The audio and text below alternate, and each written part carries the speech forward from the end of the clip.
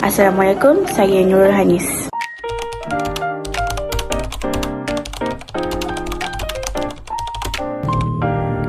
Aplikasi yang kerap saya gunakan ialah YouTube dan Google sebagai sumber digital untuk membantu pembelajaran.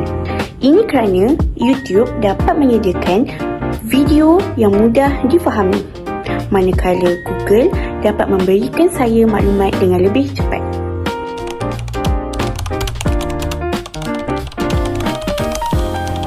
Antara cabaran yang sering saya hadapi ialah masalah jaringan yang tidak stabil, gangguan daripada media sosial dan kurang fokus dalam masa yang panjang semasa belajar.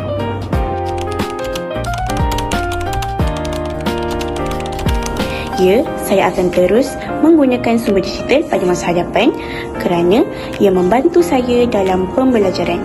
Sumber digital sangat fleksibel untuk digunakan pada bila-bila masa dan memudahkan pembelajaran kendiri. Selain itu, teknologi pada zaman kini semakin berkembang.